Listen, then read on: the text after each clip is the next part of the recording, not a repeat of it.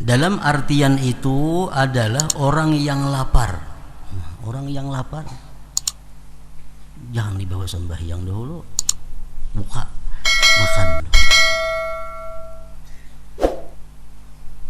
Makanya orang puasa tuh, puasa begitu azan berbunyi makan dulu, hanya sembahyang maghrib. Amun kada tahan, amunnya tahan baru saja sedikit saja minum sembahyang maghrib baik lagi. Ini kalau kau kada tahan, nah jadi buka puasa makan, tuntung makan hanya sembahyang maghrib, amun kada tahan. Ahmad ya habibi, Ahmad ya habibi, Ahmad ya habibi, ya habibi, salam alaika, salam alaika. Bismillahirrahmanirrahim. Alhamdulillahi rabbil alamin, wa bihi nasta'in ala umurid dunya waddin. Wassalatu wassalamu ala habibi rabbil alamin, sayyidina wa maulana Muhammadin al-amin, wa ala alihi wa sahbihi wa tabi'in wa man tabi'ahum bi ihsanin ila yaumiddin. Amma ba'du, faqad qala al-imam Hujjatul Islam Abu Hamid Al-Ghazali rahimahullah wa nafa'ana bi ulumihi fid dharain amin. Larangan-larangan artinya perkara-perkara yang ditegah dilakukan di dalam sembahyang, perkara-perkara yang kada boleh dilakukan di dalam sembahyang. Rasulullah sallallahu alaihi wasallam melarang dalam salat dari as-safan dan as-safad, yang keduanya telah kami sebutkan. As-safan telah disebutkan dahulu, artinya adalah irtifa'u ahadil qadamain, artinya batis itu bertinggi sebelah. Umpamanya tangan ini contohnya batis, sebelah bertinggi. Ini dilarang macam itu. Atau sebelah bermaju. Nah, mestinya rata dinto batis kita, ini maju sedikit sebelahnya, itu dilarang juga. Jadi mesti bujur-bujur rata batis kita ini, karena dilarang oleh Rasulullah. Batis itu bertinggi sebelah dilarang, bermaju sebelah kada boleh juga, mesti rata. Nah, jadi kada kawa kada diitihi dahulu batis sebelum sembahyang. Kita itihi dahulu batis rata kada sudah.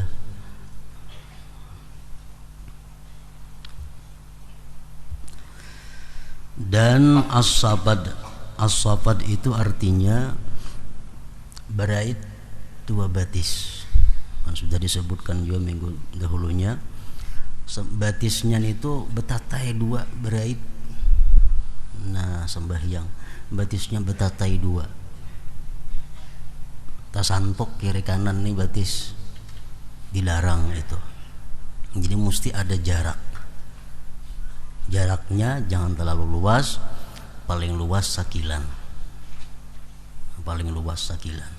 Jangan mengumpati garis di pasahapan. Garis pasahapan itu keluasan. Kan pasahapan nanti nang bergaris sudah angka andakan batisnya itu. Nah, amun itu bahasa hasta parak. Nah, jangan umpat di situ. Jadi kita ukur kira-kira sekilan paling luas. Kalau kada 4 jari, jangan sampai kurang pada 4 jari, lebih pada sekilan jangan juga.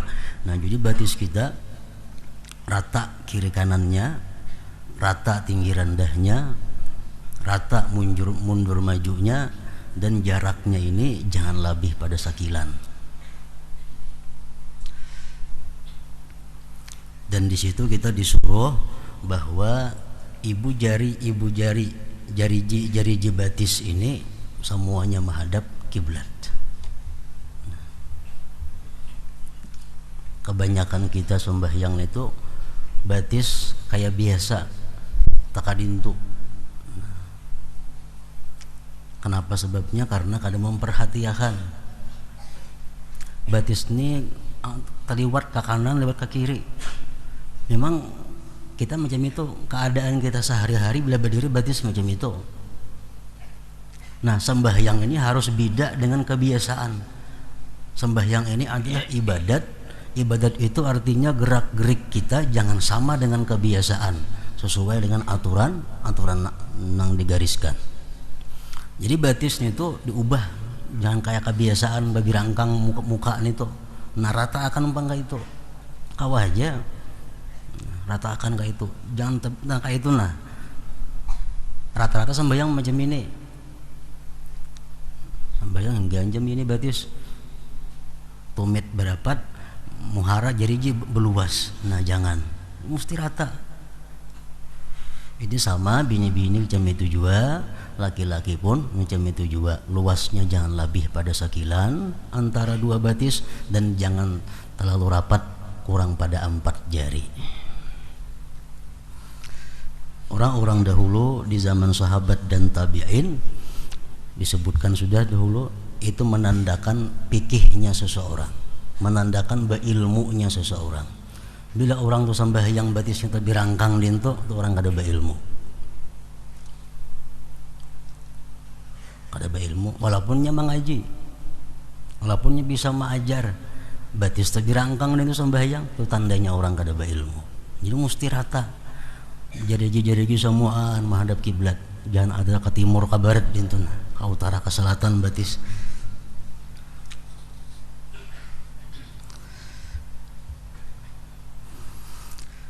Rasulullah sallallahu alaihi wasallam melarang dalam salat dari as-safan dan as-sabat. Nah, jadi mesti jangan kayak kebiasaan. Memang kalau kita kebiasaan berdiri takadino tuh batisnya. Mau sembahyang ganti. Jangan kayak kebiasaan lagi berdirinya. Dan Rasulullah melarang juga dari iqa, sadal, kaf, ikhtisar, salab, muwasalah, salat hakin, hakib, haziq, salatnya orang yang lapar, marah, dan mutalassim. Tuh apa huruf lamnya di sini multasim, nang bujur itu tak berdahulu mutalassim, dan mutalassim yaitu menutup muka.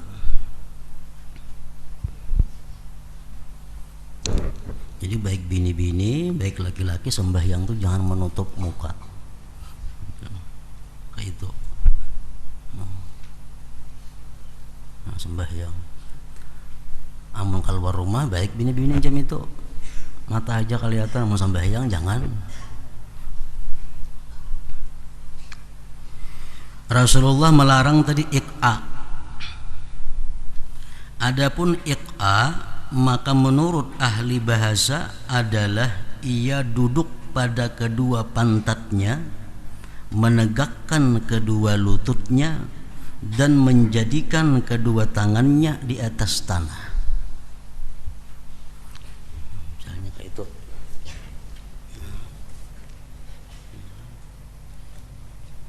Ini duduk iqa ngarannya. Sembahyang macam ini duduknya dilarang, ada boleh. Duduk di atas pantat, ini cagat berdiri, tangan ke tanah telapaknya seperti anjing.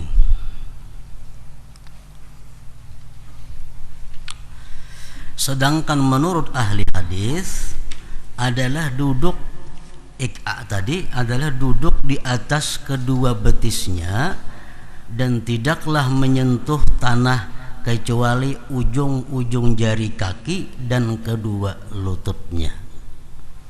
Nah, contohnya macam itu kira-kira. Nang menyentuh tanah cuma lutut lawan ujung jari. Nah, macam ini dilarang. Baik tasahud awal, baik duduk antara dua sujud, baik duduk istirahat, jangan macam ini duduk. Lutut ke lantai, lawan ujung betis. Termasuk iqa juga ngarannya.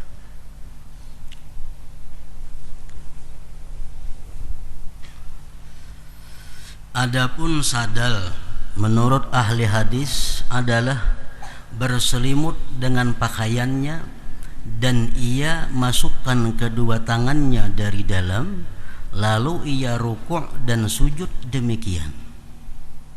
Itu sadal ngarannya. Baju itu dicelup di bahu, tangannya kada dicelup di bahu aja, dicelup tangannya kada, jadi tangan tak kurung di dalam nih. Nah itu dilarang juga nih tuh. Tangannya dicelup kan jadi masalah. Ini tangannya kada dicelup, jadi baju digantung di bawah kayak kastok awak, tak andak baju, dilarang itu. Ini adalah perbuatan orang-orang Yahudi dalam salat mereka. Maka kaum muslimin dilarang menyerupai mereka. Sedangkan gamis, baju panjang sampai mata kaki dan lengan panjang adalah semakna dengannya. Baju gamis kan sama aja, dicelup, tapi tangannya kan dicelup, dikurung awak dalam baju. Nah, jangan itu. Ada yang mengatakan bahwa maknanya adalah meletakkan pertengahan kain di atas kepalanya dan ia lepaskan kedua tepinya ke kanan dan kirinya tanpa menjadikan kedua tepinya itu pada kedua bahunya. Ini termasuk nang dilarang juga.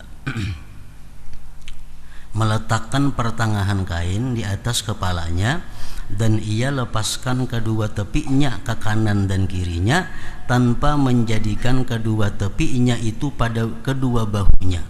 Pendapat yang pertama adalah lebih mendekati kebenaran. Nah, namun sama pada kedua-duanya dilarang. Maka kamban kayak bibinian tuh, ujung me ujung diletakkan baju untai ke bawah, mestinya diselingkuhakan ke kanan ke kiri. Nah kayak itu maka amun bersurban diandak di kepala, nah, ujungnya diletakkan baju untai kiri kanan, nah itu kada boleh, mesti nah ke bahu kanan kirinya ujungnya itu.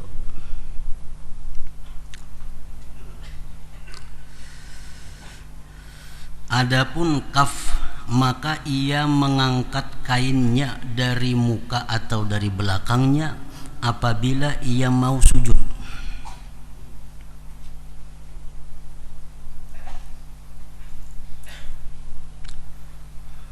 Itu kaf ngarannya. Mengangkat baju, mengangkat tapih, atau mengangkat salawar, atau mengangkat nang apa bila hendak sujud tuh. Kan biasa kita misalnya ya Allah liman hamidah, Allah, nah angkat dulu nak sujud, nah diangkat, nah itu kada boleh.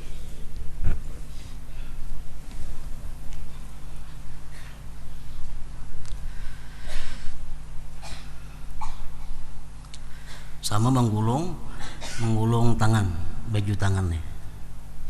Misalnya hendak sembahyang kita digulung baju, nah itu makruh juga, kada boleh. Ini biar sepanjang-panjangnya.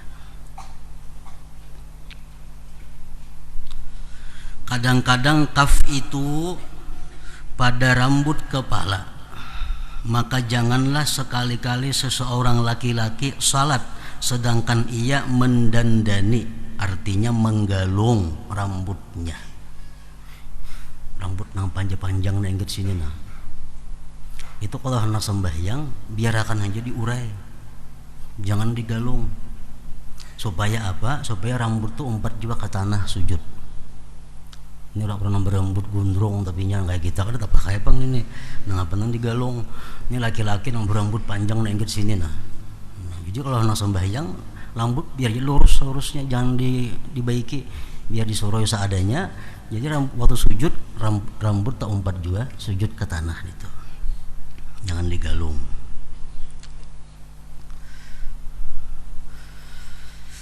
Itu bagi laki-laki. Kalau bini-bini kada jadi masalah itu digalung kada dalam mukana tuh kada jadi soal. Di dalam hadis umirtu an asjuda ala sab'ati a'dha'in wala akuffu sya'ran wala thawba. Artinya saya diperintah, ujar Rasulullah, untuk sujud atas 7 anggota badan dan saya tidak menahan rambut dan kain. Tapi itu jangan diangkat udah nang sujud, jangan diangkat. Ahmad bin Hambal, imam mazhab Hambali radhiyallahu anhu, memakruhkan untuk memakai sarung di atas gamis dalam salat. Berbaju ke dalam, baik itu salawar, baik itu sarung, misal gamis, kan gamis itu panjang, lalu ditapihi di luarnya. Nah, ditapihi di luarnya. Atau baju kita panjang, baju kemeja biasa panjang, sembahyang, baju dibuat dalam tapih, nah sama. Atau bersalawar, baju ke dalam, nah kada dimakruhkan juga. Jadi bila nak sembahyang, baju ke dalam buka dahulu, nah keluarkan bajunya. Itu mazhab Imam Hambali. Ahmad bin Hambal radhiyallahu anhu memakruhkan untuk memakai sarung di atas gamis dalam salat, dan ia memandangnya termasuk kaf tadi juga. Kaf tadi juga.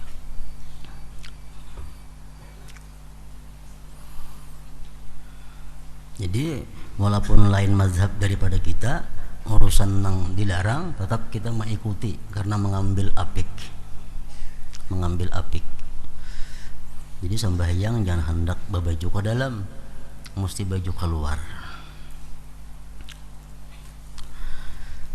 Dan Rasulullah tadi melarang juga ikhtisar. Adapun ikhtisar artinya maka ia meletakkan kedua tangannya pada kedua pinggangnya. Itu udah ada cuma sembahyang itu.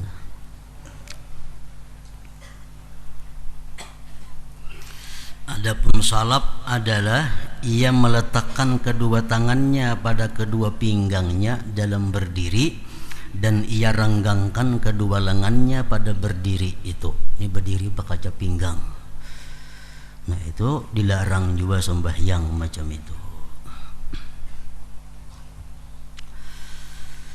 Adapun muwasalah maka ada 5. Kada boleh muwasalah nih. Muwasalah dilarang juga. Muwasalah itu ada 5. 2 pada imam, yaitu agar tidak menyambung bacaannya Fatihah dengan takbiratul ihram. Jadi mesti ada diam.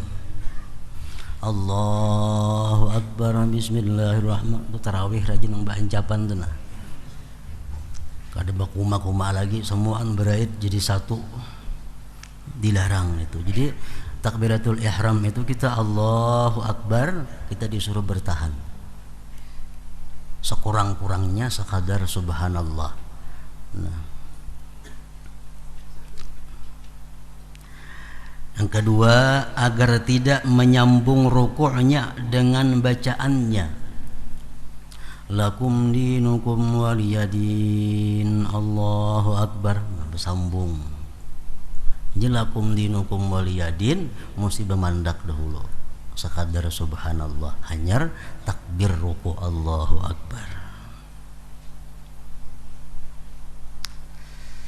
Dan 2 pada makmum, yaitu agar tidak menyambung takbiratul ihram dengan takbir imam. Jadi tuntungakan dulu imam bertakbiratul ihram, Allahu Akbar, tuntung imam, hanyar kita di belakang. Hanyar di belakang, jangan berait. Itu bisa kadesah kena sembahyang kita. Amun imam belum tuntung takbiratul ihram, kita sudah takbiratul ihram juga, nah membahayakan itu. Tuntungakan dulu imam Allahu Akbar takbiratul ihram, hanyar kita di belakang. Yang kedua daripada makmum ini, agar tidak menyambung salamnya dengan salam imam.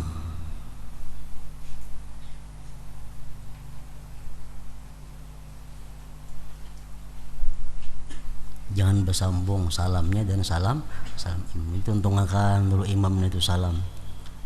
Keduanya hanyar kita salam. Itu anjurannya. Untungkan imam dulu 2 kali salam, hanyar kita salam. Dan satu di antara keduanya, imam dan makmum, yaitu agar tidak menyambung salam fardu dengan salam kedua, dan agar ia pisahkan antara keduanya. Salam pertama itu salam rukun sembahyang, sedangkan salam yang kedua salam yang sunat. Nah, antara fardu dan sunat itu jangan digabung, mesti dipisah.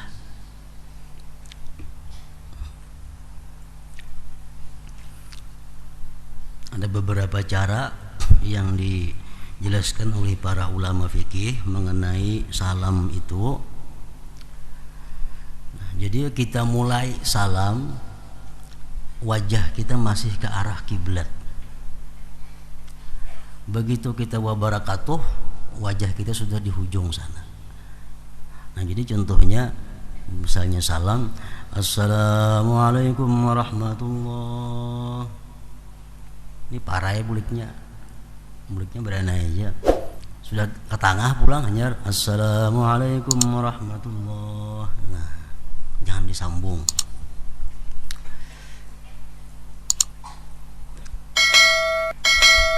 Jadi jari nang kita tasyahud itu nang angkat itu sampai salam hanya habis diangkat. Sampai kita menyapu tangan kita hanya habis. Ini ganakannya aja. Assalamualaikum warahmatullahi. Assalamualaikum warahmatullahi. Buliknya itu kalau 2 kali salam. Kalau kita hendak sekali aja bang salam, kada usah kulih kanan kulih kiri, ganah aja assalamualaikum warahmatullahi, itu aja. Hendak sekali aja misalnya salam, hendak 2 kali, nah jangan ke kiri ke kanan, lurus ke situ aja. Misalnya kita sujud tilawah, nah, sujud sajadah kan, misalnya di luar sembahyang, kita membaca ayat sajadah, kita disuruh sujud. Untuk kalau tuntung sujud, bangun, assalamualaikum warahmatullahi, misalnya sekali aja. Nah, muha ke arah kiblat, namun ke kanan, kiri parah ya gini. Mesti 2 kali bila ke kanan itu, bila sekali ke muka arahnya.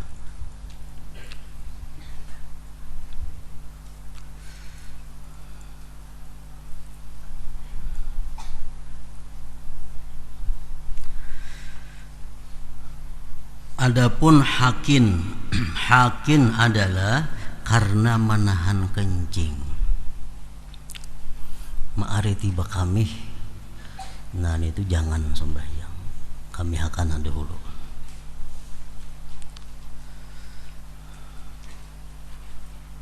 Walaupun kalau putan berjamaah, ada jadi masalah. Anggaran tak kami berjamaah. Jadi, walaupun kalau putan berjamaah, kami akan dahulu. Jangan ma'aritin itu. Sedangkan hakib, kada boleh juga sembahyang dalam keadaan hakib karena menahan berak, buang air besar, kada boleh juga. Al-haziq adalah orang yang mempunyai khuf garis miring sepatu yang sempit. Sembahyang itu boleh aja bersepatu, kada jadi masalah. Ngarannya khuf, sepatunya khusus itu. Jangan nang halus, nang sasak. Nah dikiaskan ke situ, baju kah, salawar kah, jangan nang sasak di bawah sembahyang itu. Semuanya itu menghalangi kekhusyuan, hendak bakami. Jelas sudah sembahyang ada kekaruan. Dalam artian itu adalah orang yang lapar. Orang yang lapar jangan dibawa sembahyang dahulu, buka makan dulu. Makanya orang puasa begitu azan berbunyi makan dulu, hanya sembahyang maghrib amun kada tahan, amunnya tahan bagus saja, sedikit saja minum yang maghrib baik lagi. Ini kalau kau kada tahan, nah jadi buka puasa makan, tuntung makan hanya sembahyang maghrib, amun kada tahan. Dan orang yang sedih, maksudnya orang yang masih dalam keadaan pikiran kalut, banyak masalah yang dihadapi, ditunda dulu sembahyang, tenangkan dulu, ditenangkan dulu. Dipahami larangan salat bagi orang yang lapar dari sabdanya sallallahu alaihi wasallam, "Idza hadaral 'asha wa uqimatis shalah fabda'u bil 'asha illa ayyadhiqal waqtu aw yakuna sakinal qalbi." Artinya apabila datang makan malam dan didirikan salat, maka mulailah dengan makan malam itu, kecuali waktunya sempit atau hatinya tenang. Orang kamat, orang di rumah sudah besurong makanan. Amun kalanggar, kamu salah, kada terganggu dengan makanan tadi, kada jadi masalah.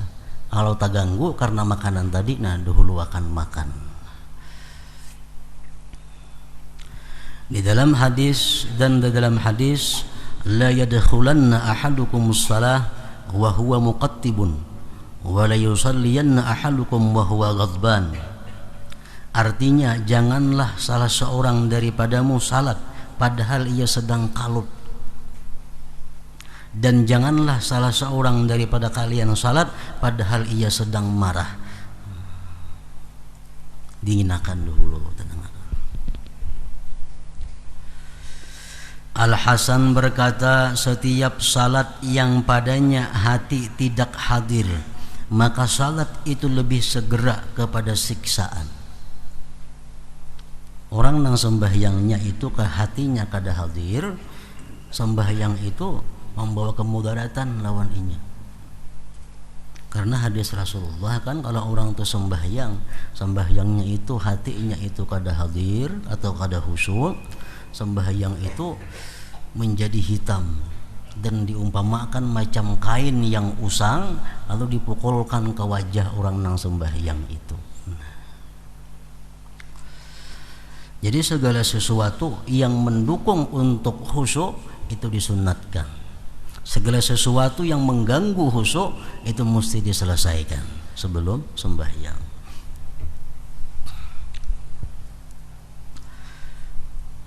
Di dalam hadis, sab'atu asya'a fis shalah minasyaitan, ar-ru'ab wan nu'as wal waswasatu wat tasa'ubu wal hukaku wal iltifatu wal abasu bisyai'. Artinya 7 hal di dalam salat itu dari syaitan, yaitu darah dari hidung, rastungan. Otomatis sembahyang kita kan teluruk darah itu najis, batal.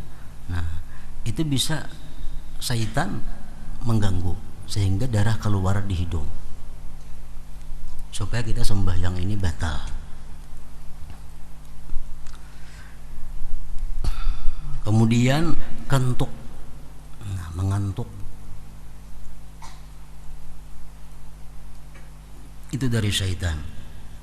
Was-was dari syaitan juga. Kuap, menguap sembahyang, itu dari syaitan. Gusuk-gusuk, garu-manggaru, nah, dalam sembahyang itu adalah pekerjaan syaitan. Lagi belum sembahyang kita kan ada asa gatal, kada awak. Begitu Allahu Akbar, kepala lah gatal, belakang lah gatal, syaitan menggeritiki supaya kita ini menggaru. Nah,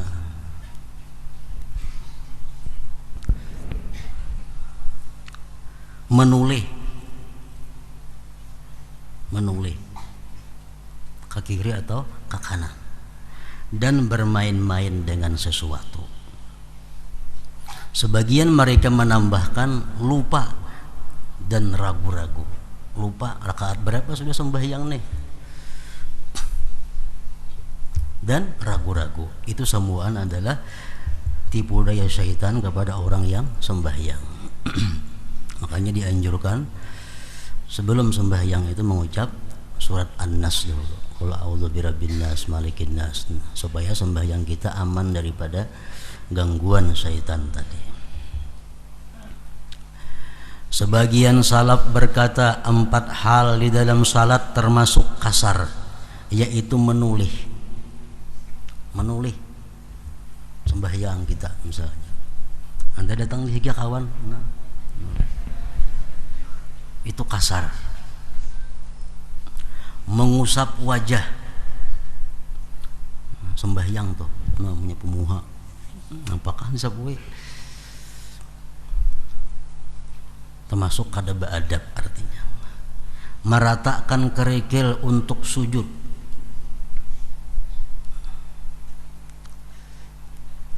begitu hendak sujud, dibersih dahulu nih, nampajang dahi bandak nih. Dan kamu salat di jalan orang yang liwat di mukamu. Artinya sembahyang di jalan, sembahyang di kalaluan orang. Nah itu. Dan beliau Rasulullah melarang juga dari menjalin jari-jarinya, memanjang. Memang ada jawaban kayak kita macam ini sembahyang tangan. Maka ini bepanjangnya adakah? Ada.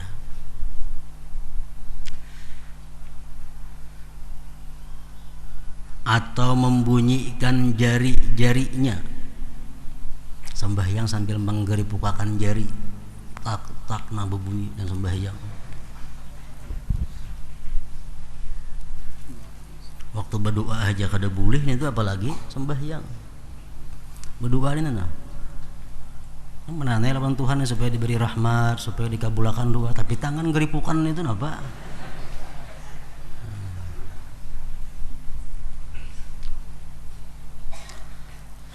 Atau menutup mukanya, atau meletakkan salah satu telapak tangannya atas yang lain, yang dilarang juga itu.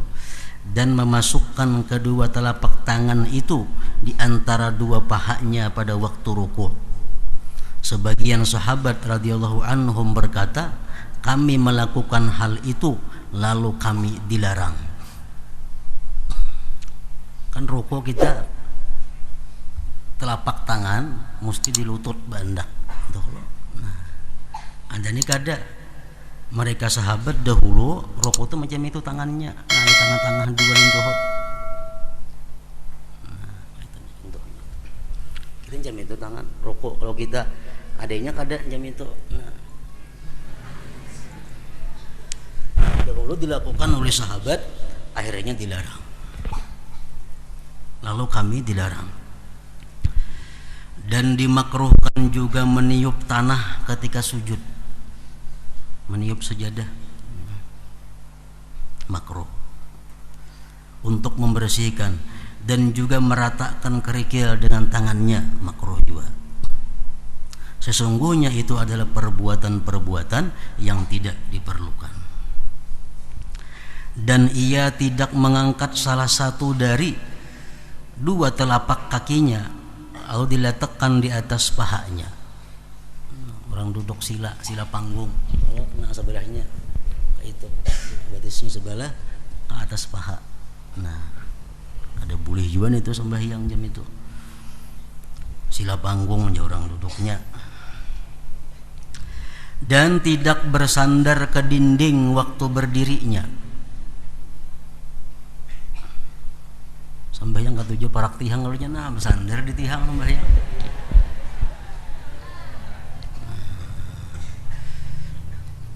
Jika ia bersandar sekiranya di dinding itu dicabut lalu ia jatuh, maka menurut pendapat yang lebih zahir, yang menang adalah salatnya batal, kada sah artinya. Allahu a'lam. Membedakan fardu-fardu dan sunat-sunat termasuk yang wajib, termasuk syarat sah sembahyang. Kita kau membedakan mana nang fardu, mana nang sunat. Seluruh apa yang kami sebutkan itu mengandung pardu-pardu dan sunat-sunat, adab dan hayat tingkah dari sesuatu yang seyogianya bagi orang yang ingin menempuh jalan akhirat untuk memeliharanya seluruhnya. Jadi sekecil apapun yang disuruh oleh Rasulullah dalam sembahyang hendaknya dilaksanakan. Sekecil apapun yang dilarang oleh Rasulullah di dalam sembahyang itu hendaknya kita jauhi.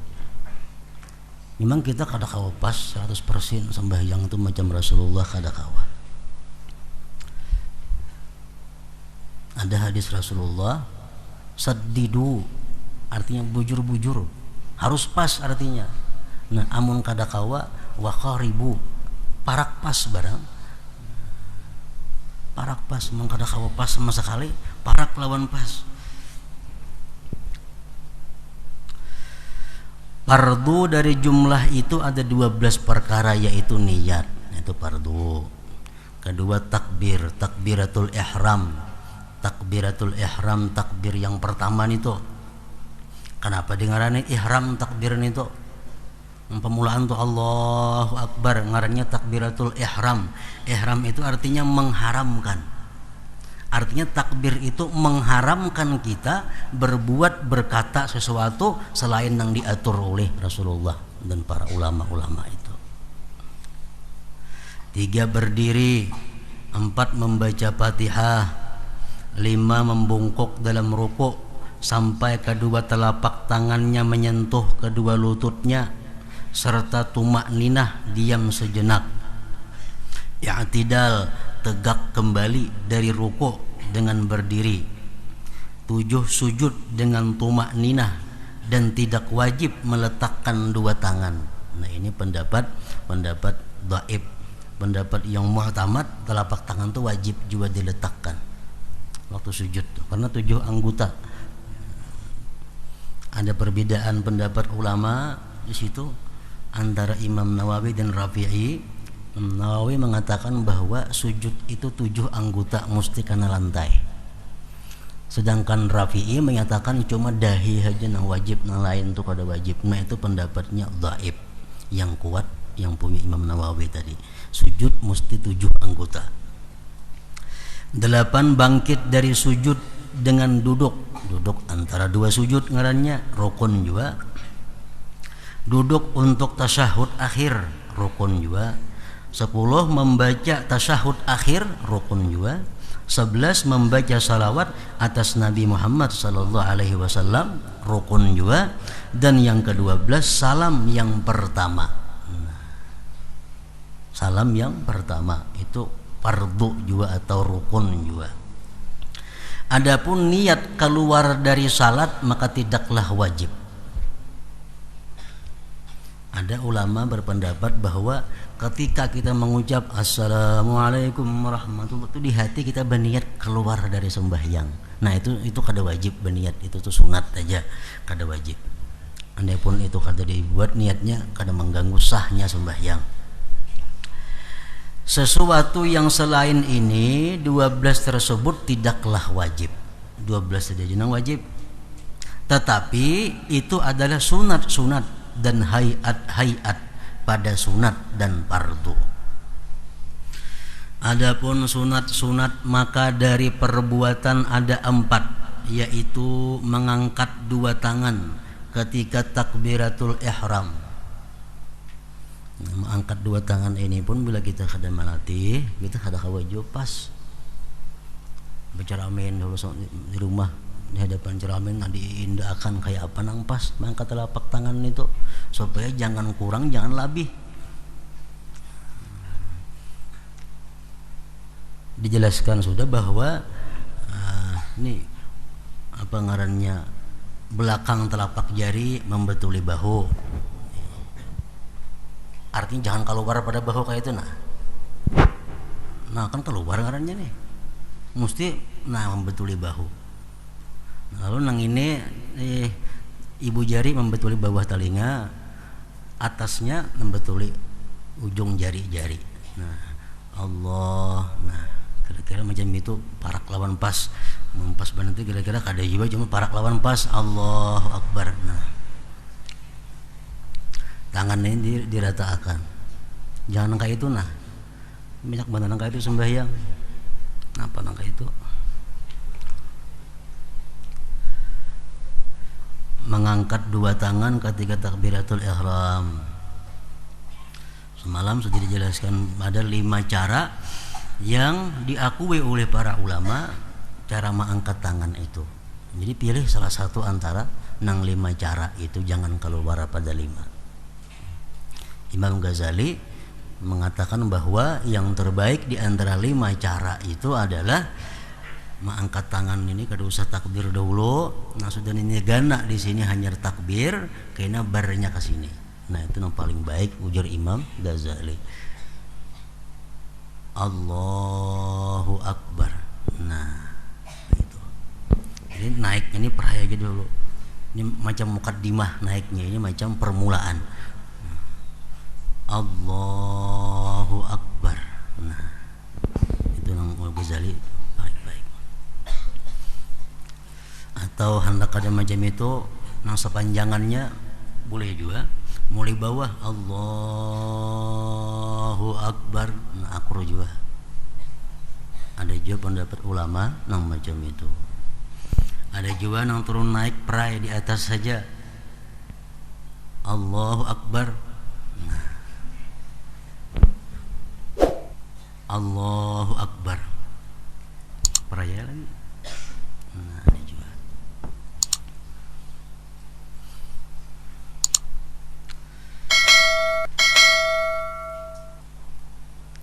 Mengangkat dua tangan ketika turun ke rukuk.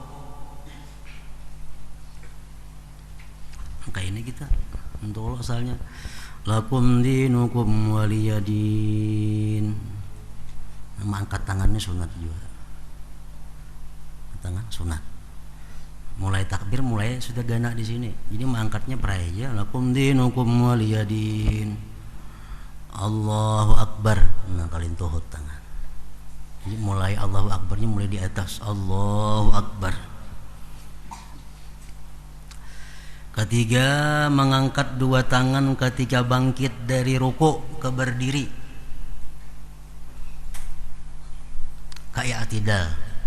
Nah, mengangkat dua tangan ketika bangkit dari rukuk ke berdiri. Jadi mulai kita rukuk, kita mulai berdiri itu mulai sami Allahu liman hamidah. Cagat di atas, tangan sudah turunnya peraya bacaannya. Turun tangan kan berbacaan lagi. Contohnya misalnya rukuk sami Allahu liman hamidah, peraya, turunnya peraya. Sami Allahu liman hamidah, hanya turunkan tangan. Itu sunat. Mengangkat dua tangan ketika bangkit dari ruku ke berdiri. Yang keempat, duduk untuk tasyahud awal. Adapun apa yang kami sebutkan dari cara menyebarkan jari-jari dan batas pengangkatannya, maka itu adalah hayat yang mengikuti sunat-sunat ini. Tawarruk, duduk tasyahud akhir itu, dan ibtiras, duduk tasyahud awal, duduk antara dua sujud. Ibtiras ngarannya adalah hayat yang mengikuti duduk. Tasyahud awal tuh itu duduknya yang penting duduk, disunatakan duduknya duduk ibtiras. Nah, amunnya basila sah aja sembahyangnya, sah aja basila. Cuma kadang mengikuti sunnah duduknya duduk ibtiras. Nah karancakan melihat sembahyang itu duduk ibtiras itu atau duduk tawarruk kaina telapak batis itu kada mau rata. Kenapa? Kebanyakan sembahyang itu padahal mesti diratakan nang kanan cagat. Nah telapak batis sebelah kanan duduk ibtiras. Nah duduk tawarruk telapak batis nang kanan itu cagat, jangan berpingkur macam itu. Nah jadi bujur-bujur ditekan supaya menghadap kiblat. Nah kawan contoh kan melihat juga ada kameranya situ nah di belakang. Jadi telapak batis sebelah kanan ini berdiri diriakan. jangan bebingkur kayak itu.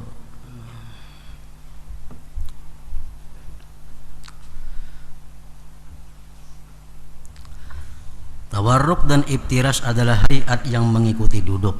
Menundukkan kepala dan tidak menoleh adalah hayat bagi berdiri dan membaguskan bentuknya. Duduk istirahat tidak kami hitung termasuk pokok sunat dalam perbuatan-perbuatan, karena hal itu seperti membaguskan bagi hayat bangkit dari sujud ke berdiri. Karena perbuatan-perbuatan itu tidak dimaksudkan pada dirinya, oleh karena itu tidak disebutkan tersendiri. Nah, itu adapun zikir-zikir sunat maka yaitu